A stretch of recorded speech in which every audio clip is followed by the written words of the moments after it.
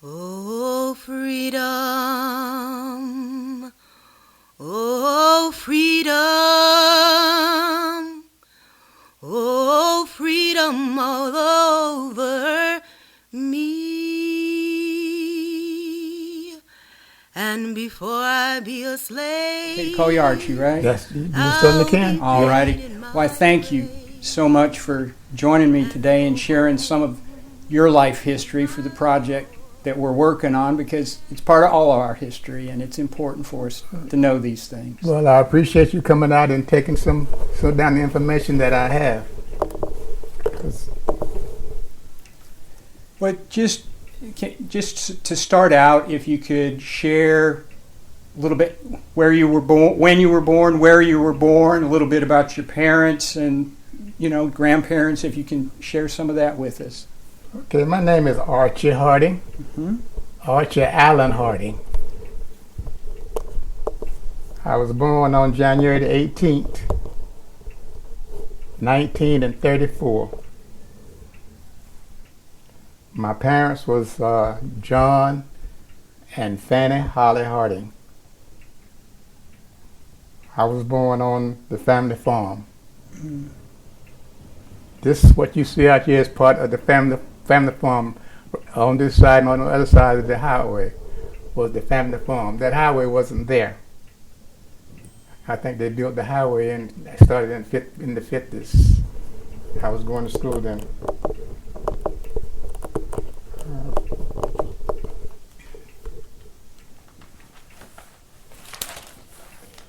Okay, I went to River Road School. River Road School was about 2.5 miles from here. It was a large building, approximately 25 feet by 50 feet. Inside the building was a divider. It was divided so that they have 2 classrooms. One classroom on one side and one on the other side. The first classroom, the teacher taught school from first, second, and third grades, 1, 2, and 3. She taught that classroom. Her name was Mrs. Carrie Boyd. Mm-hmm. The second classroom taught 4, 5, 6, and 7. The teacher was Mrs. Thelma Tootin. And when sometimes the teacher wouldn't show up, so they would raise the divider, and one teacher taught to all the students. At that time, there were no electricity out this way in school. School had no electricity. We had water we had a hand pump to pump our water. In the wintertime, there was a wood and coal stove, a metal stove that burned wood and coal. And the community, they supplied the coal and the wood, and the students would have to put the wood in the stove.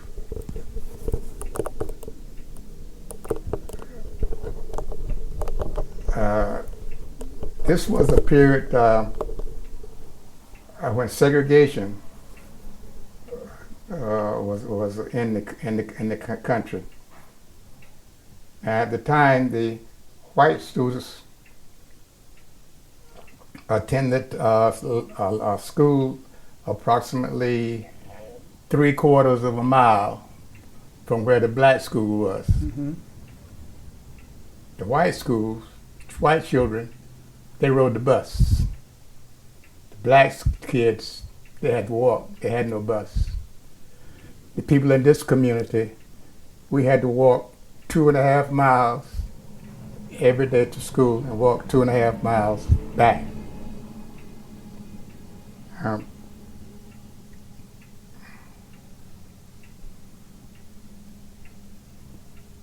Now, the black students, when they completed the 7th grade successfully, they transferred to the Washington Colored School here in Washington on Bridge Street.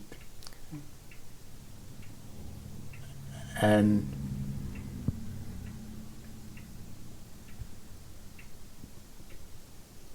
this was to, they wanted to go further, to further their education.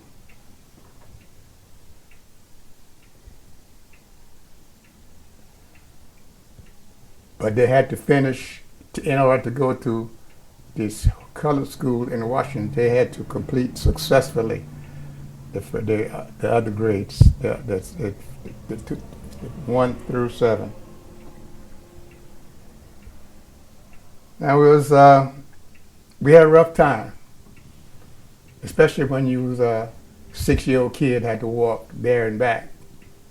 And some of the kids lived further than that. My uncle, my grandfather, he lived about 2.5 miles further up from here. He lived on this side. He lived and they would come down, stop down here and get water, and walk with us to school. Needless to say that a lot of them didn't go to school. But my father, he believed in education, so all of us, we went to, I think the first two of the boys didn't finish, had to work on the farm, but all the rest of us finished high school. Some of us went to college. So, well, what was life like back then, living and growing up on the farm? Well, like I said, there were very few cars. This highway here came right through my daddy's tobacco patch. Mm-hmm. All these houses that you see over here, they are my sisters and brothers and nieces. They built those houses over there. So in the summertime, we had to, in April and May, my brother and I, Clarence, he was next to me, 2 years older than me. We had to stay out and help my daddy with the farm, because behind me there was 4 girls, and we didn't have a car or a truck nor a tractor. We used mules, and until I grew up, that's what me and my brother used, the mules to farm with. But it was, the neighborhood was full of laughter, you know, nobody starved. And we would always, on the way to school, we would sing, you know. There was always somebody in the 7th grade that would say, you sang soprano, you sang lead. And it seemed like they would always pass me by. So I said, well, what about me? They said, well, you just fill in. You know? So it seemed like that's been the story of my life, filling in. But when I'm singing, I sang in the men's choir. They tell me to sing in. I sang in the senior choir for the church. Okay, Archie, you fill in. You take where you need it. So that's what I've been doing most of my life. Was it hard work, working on the farm?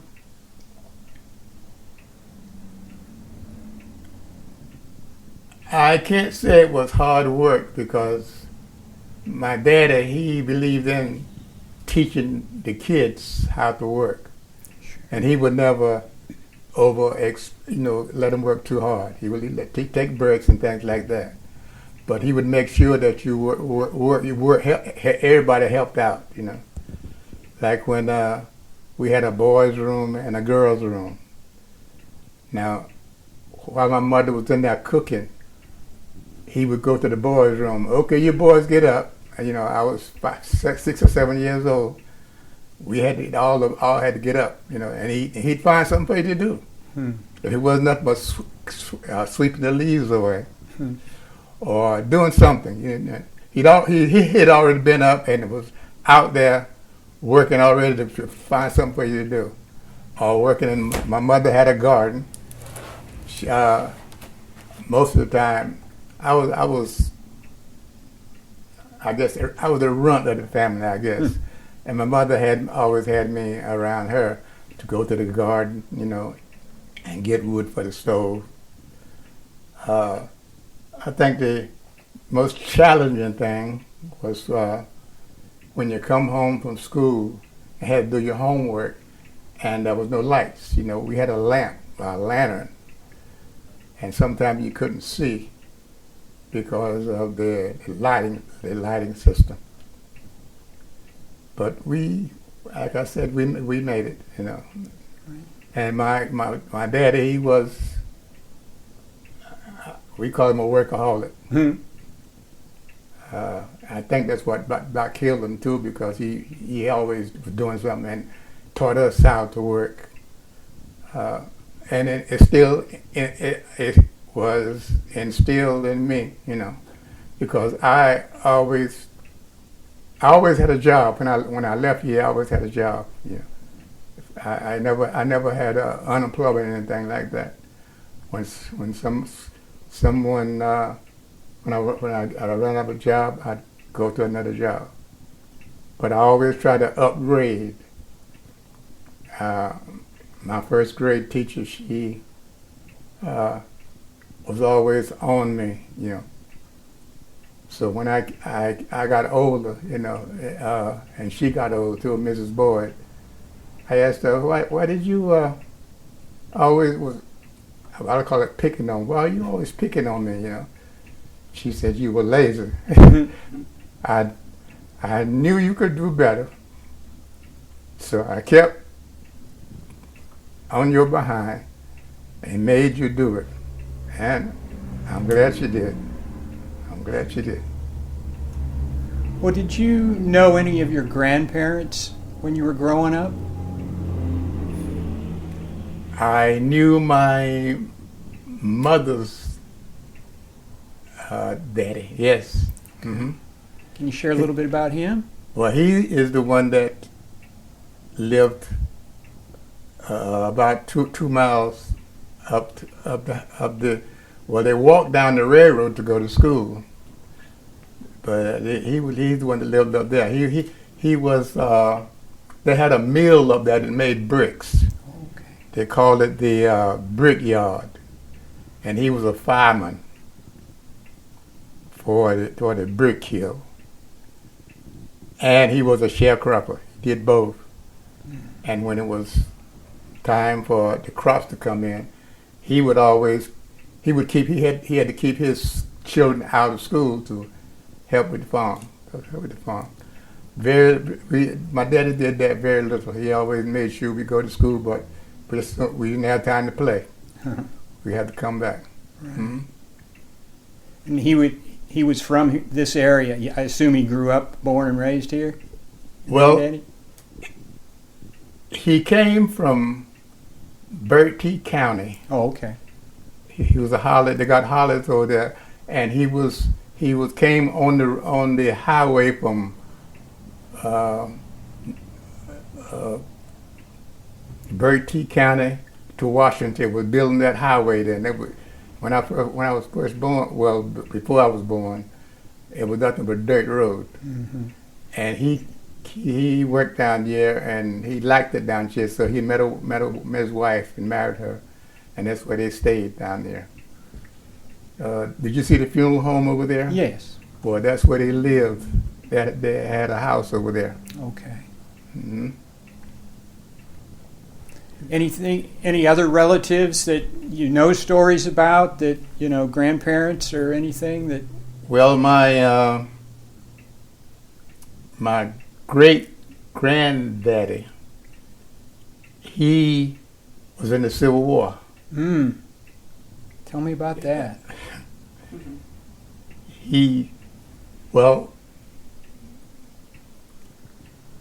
I don't know if you've seen it or not, but they got a marker on Main Street that says about the colored troops. Yep. 100 volunteer colored troops. That marker was to represent those 100 colored troops. My great grandfather, was one of those troops. He went to Newbern and volunteered. So he was one of the 100 volunteers that fought to keep Washington, because what I read later that the Washingtons had taken, not Washington, but the Yankees had taken over Washington, and President Lincoln was afraid that the South would come back again. So that's when he asked his general to get some volunteers to defend Washington. As far as we know, he was never injured. But when he was at the ceremony that you read up there, when they promoted him to corporal, and they gave him back pay from 1964 until 1966. That's why I'll tell you, 1864, 1866. And his commanding officer was the brother of Harriet Beecher Stowe, Washburn, Uncle Tom's Cabin. Oh yes. He was the commanding officer. His name, he signed it. Yeah. So he took his severance pay and bought 20 acres of land on the other side of the railroad there. Not this. My daddy bought this land on the other side there, and it's still over there now. You know, it's still family land. We had our family was military men. I was in the military. My two sons were in the military. My daughter's husband was in the military. Had two brothers in the military. And well, one was in Desert Storm. He came out all right. My daughter's husband, he was in Vietnam, and he caught this Agent Orange. I guess you know what that is. Oh yes. And he passed away. I was in Korea, but I was there after. I was too young. Matter of fact, a lot of my classmates took them out of the classroom, gave them 6 months training, and went straight to Korea. And some of them died. You know, some of them came home and shot up. You know Miss Dowdy. You know, one of our classmates. She got worried that he had been killed, and she cried. You know, it was a rough time. But when I got there, the shooting was over. I stayed there 21 months. I was in a radar unit. 21 months. Wow. I'm going to backtrack a little bit there too, just about your schooling and stuff. Just okay.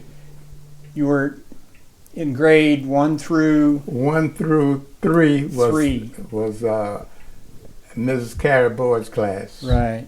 And then when you finished that, you were promoted to the 4th grade, and Miss Tootin had grades 4 through 7. And if you finished those grades successfully, you went to the Washington Colored High School. Right. And was that the grade school? The Washington Colored High School was both of them. Right. The bottom floor was for grades 1 through 7, and the top was 8 okay. through 12. And that was the one located right there, right in town. On Bridge Street, yeah. Bridge Street. Yes.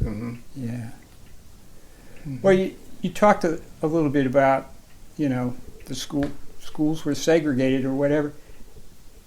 Did you think about that at all when you were a child, or it was just, this is kind of the way it is? No, that was the way it was, because I was one of the middle children, and I saw what my older sisters and brothers had to go through. So for me it was a pleasure going to school, because I didn't want to stay on the farm. Right. Mm-hmm. And when you say what your brothers and sisters went through, is it just that it was segregated, or some of their experience? Not segregation, but that having to walk all this distance and come back, and sometimes they wasn't able to. If it get cold, they couldn't go. Right. Sometimes the teacher's car would break down, and they couldn't. They had to walk and come back home. They couldn't teach. They couldn't. They couldn't have the class in a particular day. Sure.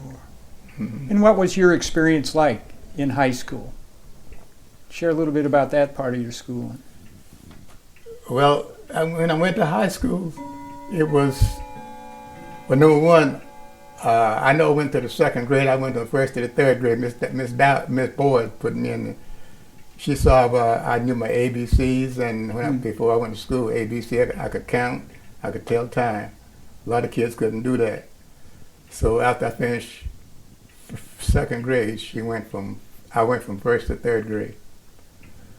School, again, I liked school because it was the school or the farm. I didn't like the farm. That's one thing I didn't like. I can't say it was hard work, but it was taking me away from my cousins and things like playing with my cousins and things like that. They'd be out there playing ball, but my daddy had some work for us to do. But I made it through school pretty well. I was did they have a Crown and Scepter club when you was in school? Yes, it did. Okay, I had Crown and Scepter. Crown and Scepter. You had to have a certain grade average to be in that club. I was pretty good in math, and Mrs. Dowdy, my teacher, and the principal, Mr. Daniels at the time. They had talked to each other, and Miss Dowdy asked me, was I going to college? I says, no, my daddy's not able to send me to college because there 4 girls behind me, and he needed me on the farm. So she said, well, I think I can get you a scholarship to go to A&T, but I turned it down. Oh. Mm-hmm. Yeah, I turned it down, and I went to New York, and I stayed with my sister, and I went to work up there. Mm. Mm-hmm. So did you go to college at all, or just? Well, I had several jobs in New York. I was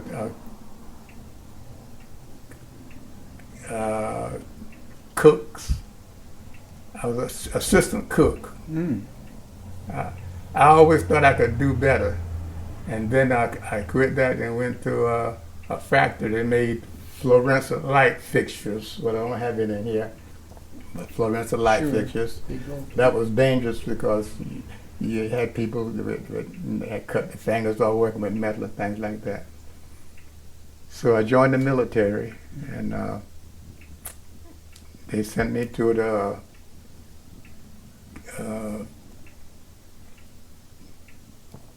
New Jersey, to the Fort Monmouth, New Jersey, to school. And then I left there and went to Japan, Tokyo, Japan. the UN headquarters there to further my training. And then I went to Korea, stayed there 21 months, and had a radar system there. And they had four teams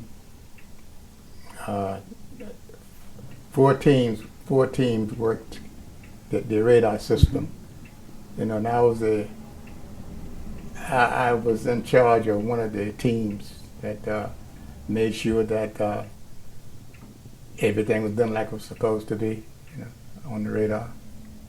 And I enjoyed it, but I figured I still wasn't satisfied with what I was doing. So I came out of the Army, and I took the test for the correction department, and I passed that. And I worked there 20 years and retired from there. And while I was going in the correction department, I went to school. You probably never heard of it. The school is New York. It was New York NYIT, New York Institute of Technology. I have heard of that. Have you heard of that? Yes. Okay, I got a BS degree from there in criminal justice and social studies. So after that, my wife and I figured that New York is no place for the elderly. So our kids were young at the time. So we said we'll start building on a house. So we built this house, and to supplement my retirement, I ran a store right across there. There was a building over there. Yeah. I ran what they call a mom and pop store. I ran that for 24 years. Doesn't sound like retiring. Huh? I said it doesn't sound like retiring. Well, to me it was fun because I met a lot of people. Yeah. And I made a little money. You know? And my wife, she took a job as the deputy clerk of the courts. So we were both both of our kids was gone. So she took a job there. You know. So she worked there, I think, about 10 years. Then she retired. Sure. And I kept the stove for like I said, for 24 years, and then I retired. Well, I'm going to skip back a little bit because you obviously got married and you had some kids. Share a little bit about your wife and your children. Well, that's Daddy all right there.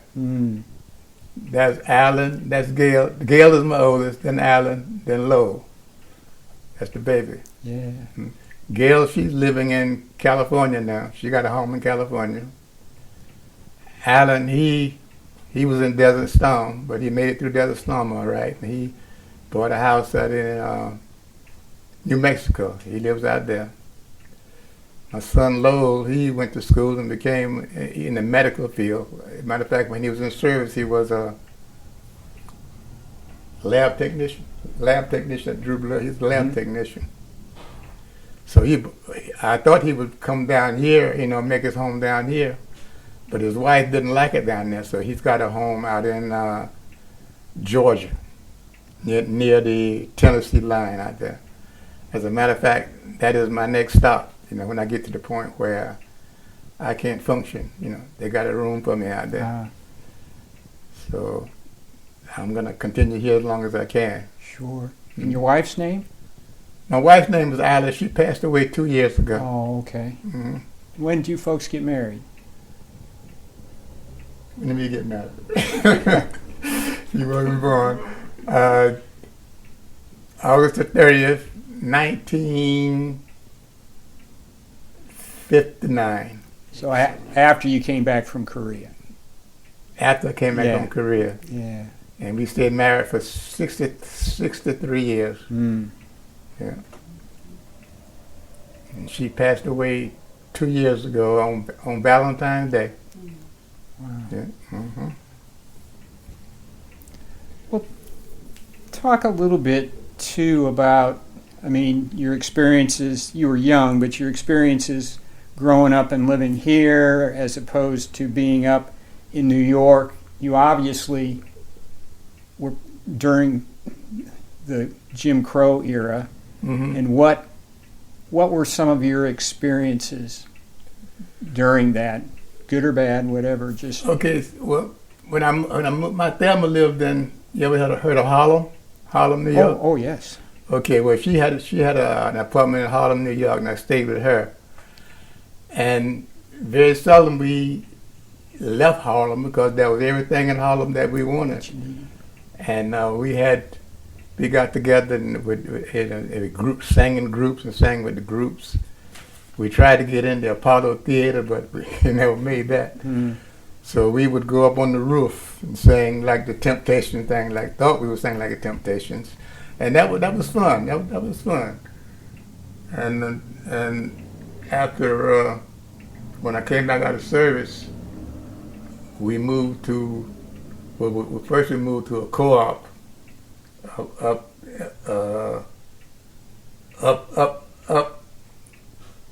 How do I say that? Further up in Harlem, Harlem. Okay. They had some new co-ops up there. We had bought a co-op up there in Riverside Drive. And then we decided to get a house out in Queens. So we bought a house in Queens. That's where we stayed there from 1964 until 1979 until we moved down here. And then when we moved, I went to Columbia University for a while, took courses there, let's put it that way. And I learned how to, it was like neighborhood revitalization, how to hold on to your neighborhood. And I got a plaque in there where they gave me a plaque for going to this, and I was the captain of the block. They made me the captain of the block. And they gave me a plaque, also gave me a plaque in there.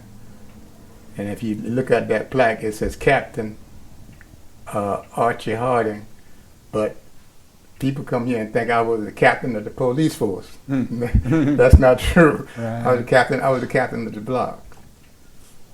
So we had a good time. When we went there, we were the first. There was one other black couple on the block. Everything else was white. So we got together and formed this black block party, and we had parties out. They would cordon the street off, and we would have Pepsi come in there and give us stuff. I learned that from going to Columbia, and they was teaching us how to revitalize your block, and how to get in contact with your congressmen or your leaders in the community, and where you can get support from different like your congressman or your senator and things like that. Make sure you have them order where you can get in touch with them if you got a problem. And that worked out pretty good, because when I came down here, I was involved in a lot of political things. I was on the school board, the social service board, the Beaufort County planning board. Well, first it was the Washington school board. It was just the Washington. Then I was on the Beaufort County school board. And like I said, and I was there's a couple of more boards I was on. I was a member of the NAACP. I was on that. SCLC. What was that? Did you on the SCLC? Yeah, FCL too. I was pretty busy. Well, they was Mr. Randolph. Mr. Randolph. He came to me and told me it's hard to get blacks to get on these boards. So I told him, I said, listen, I didn't come out here to get on boards, because when I was up in New York, I was on the other side. I was doing a lot of protesting and that type of thing. In fact, I got not fired, but I left. I did the job as a assistant cook because they wanted to put a union in the hospital, and the hospital didn't want it, the union. So a lot of us got together and formed a group and protest, and they started giving me a hard time. So that's when I left. But is that the only thing you protested when you were up there? I mean, what? Well, I protested in 1964.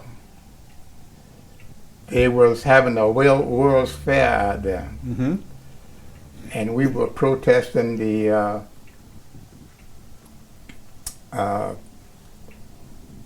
Vietnam War. Mm-hmm. And they said we were going to block off the Tri-Borough Bridge. You ever heard of the Tri-Borough Bridge? Mm-hmm. We were going to block that off. And at the time, I was on the list to be a correction officer. So I went protesting, and we protested, but they called the protest off. And about a couple of months later, they called me to be a correction officer. So then I had to get back on the law side again. But I stayed out of trouble. My brothers and sisters taught me well. You know, I had brothers and sisters in New York, so they always looked out for me. And I had a fellow. He wanted, well, if you call him my godfather, he made sure that I stayed on the right track. You know. Well, it's not your involvement. It's not a lot of civic involvement, whether it's protesting or the boards or the things that you served on. Is that something you've always maybe want to help or make a difference? I like people. I like to be around people. And so if it takes me to be on the protest side, I'll do that. Or if it takes me to be the good guys, I'll jump with them too. And I found some good on both sides. Right. Mm-hmm. Well, did you experience firsthand, segregation, where different bathrooms, those types of things, or racism, where you weren't accepted certain places? Well, out here, the whites and blacks got along fine. Mm. Like my papa would share some of the bigger boys to help the whites with the farm, and the whites would let him use the tractor. And what they call barter, they would barter, and we did a lot of that out here, and we got along fine. But when you went to town to go in the store to get ice cream or something like that, you had a special place. You had to come in the back door. Mm-hmm. I don't know if you remember E.T. Harris or not. I don't know. That was on Market and Main Street. That was a place that people from this side of town and Blunt's Creek would go there and get ice cream and stuff like that. And you had to go in the back to get the ice cream and the hot dogs and things like that.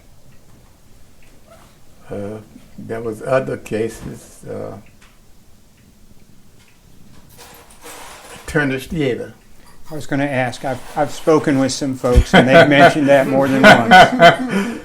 Turner's Theater. I think I went to that. That was the Turner's and the Rita. Now we would always go into the Rita Theater on the other side, but if you go into the Turner's Theater, you would have to go to the side for your stellar tickets. Then go around the back and go up the stairs there and sit upstairs. I don't know. What was it? Well, it was just that in that day. That's what it was. So we didn't go to the Turner's. That's what I was going to ask. Again, it's examples. It's just the way you were accepting it because it was the way it was. We were accepting it. That was not. If we wanted the ice cream and stuff, because very few blacks had businesses at that time, and that's for instance, the Woolworth. We had a Woolworth here. You couldn't sit down in the Woolworth. Mm. You could go in and order something, and they would get to you when they felt like it, Then they bring it to you, and you know their manner, the mannerism. You could tell that you felt that you wasn't wanted. So we very seldom went into Woolworth and these other stores that we felt that we wasn't wanted. Right. Mm-hmm. And when you went to New York, did you notice a difference when you got up? Big difference. Because you had black stores up there too. Yeah. Black stores up there. You had West Indian stores. The area that my sister lived in, like I said, she lived in Harlem. You know, so we lived. It was like a community, and like I said, you had everything that you wanted right there in Harlem. You didn't have to go out. Matter of fact, I didn't get a car until I came out of service. I didn't need a car in New York because the subway was there, the buses were there. The cars was a headache because you had to park on the side of the street, and people would come along and steal your tires and steal your batteries out of the car and things like that. So I didn't need a car. I could jump on the subway, or jump on the subway or the bus and get right to my job. Sure. Mm-hmm. Well, when you look back, is there anything that you would change or think it's been a pretty good life for you? For a country boy, I think I had a very good life because when I was in Harlem, that was in the 50s, and that drugs was just coming in there, heroin. Mm. And you could see males and females out on the street, begging or laying on the ground. That was nothing. I wasn't used to that type of thing. And people would walk right by them, let them stay there. Right. And most of the time they wouldn't bother. I mean, I had the people in Harlem didn't have no at the time they didn't have a whole lot of gangs and things like that. So we got along fine. We had two big churches up there, the AME Zion Church and Clayton Powell. What's his church? You're talking about Adam Clayton. Adam Clayton Powell had a church there. So we lived 1 block from the church. So it was pretty calm. But when that heroin came in there, some of my friends, they trying to get rich quick, and they would wind up getting on heroin, and that was the end of it. And matter of fact, when I came back from Korea, I went back to my old block there and wanted to know where this one was and that one was, this one was and that one was. Nobody couldn't tell me. They didn't know the one I associated with. But when I joined the correction department and went to Rikers Island, that's where I found them. On Rikers Island. Trying to get rich, selling that drug, trying to sell those drugs. The penny ante stuff. Sure. And to come in and do 30 days or 6 months and then right back on the street again doing the same thing. Now, is there anything different that I would do? I can't think of anything major that I would do because I've had a good life. Had a good wife, and my children were born in Harlem. Never had a problem. Well, had family problem with them because at the time, me and my wife would get the switch. You know what a switch is? We'd never been to court with them, with either one of them. Mm-hmm. Good children. I can't complain one bit. Sure. I'm going to skip back a little bit in Okay. terms when you were going in high school. Go ahead. That was how did you get to school? That's a lot further than the grade school. That's 5 miles. That was 5 miles. Right. Did you walk? No, they had at that time when I went to high school, they had buses. They had buses. We went by bus then. In other words, they had bus. No, when I graduated, or before I graduated, they didn't have any buses to go there. The kids that outlawed here, they had to find somebody in town to stay with. Like my sister, she stayed with my aunt in town. Now when my that was my older sister. When my next sister graduated, they had buses. So they had buses when I went. And then the other two is maybe you could elaborate a little more about your service on the school boards and those types of things. I understand you're highly respected for the work that you did. Well, they needed minorities on the boards. So they were getting government money. So the government wanted to know how many minorities you had. So they kind of begged. I wasn't interested in it because I came down here to semi-retire and work my store there and tell jokes and sell beer and have sodas and ice cream over there. But when I saw blacks and white kids coming to my store, then the mothers started coming in, the daddies started coming in. I was so gassed. But I tried to have everything, and then that when you run out of something, like you in the house, you run out of something, you could go get it, So gas, so kerosene, beer, sodas. But it's kind of a community gathering spot, it sounds like. Yeah, because I had a porch out there where the porch is still there now. But they wouldn't call it A. Harding shopping bag. They would say the penny store because I selling candy for a penny, and they'd come down here with a quarter and load up with a penny candy. Sure. So the kids loved it, black and white. They loved it. And there was more to that you were going to ask me about. Well, just your involvement with the school boards and other organizations you were part of. You were highly respected for the work that you did. Because let's go back to Columbia University again. The classes that I took up there opened my eyes to about being in the community, making your community run smoothly. But when I came here, I wasn't interested in it. I was interested in my store.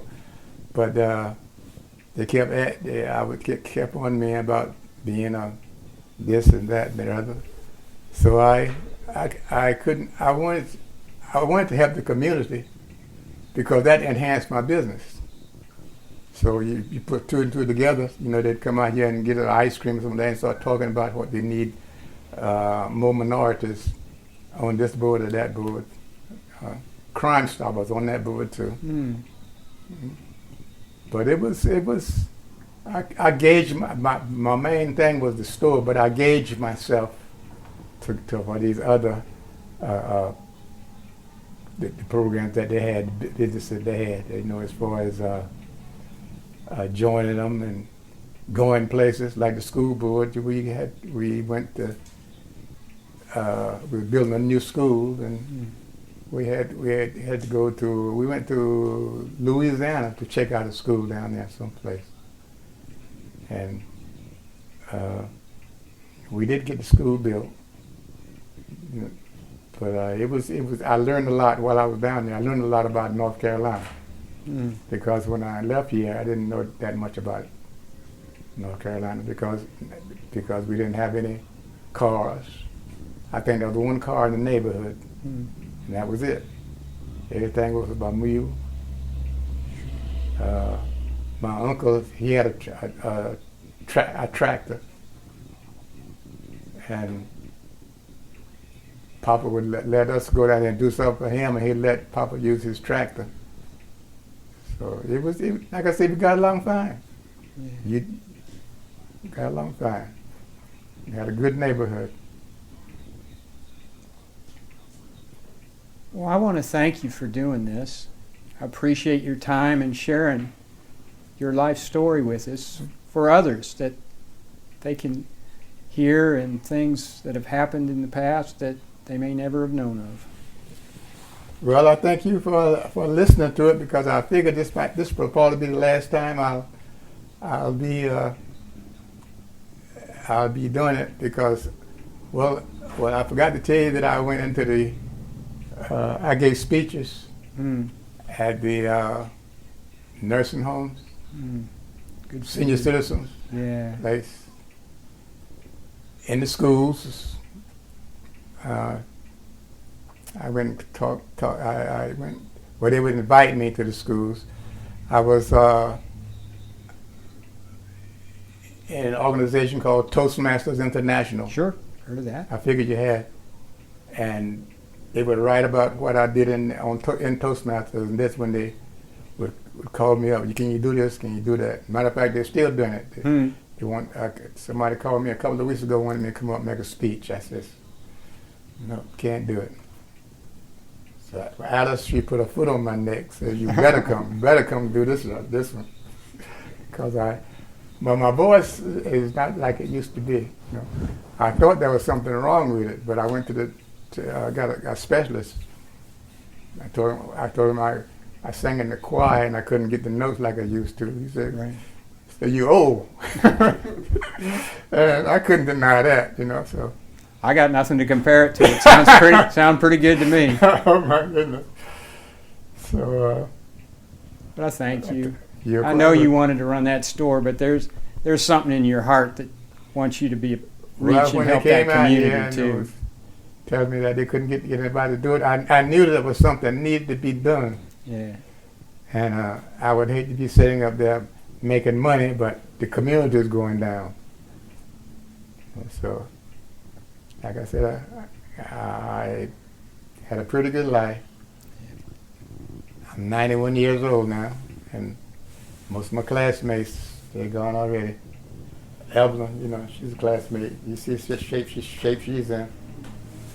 So there's only a few of us left. Well, I do appreciate you taking the Well, time you're to quite share. welcome, and thank you for listening to me. No problem at all. And thank you, Alice, for pardon me. Okay, Thank you. you're quite welcome. Freedom all over me.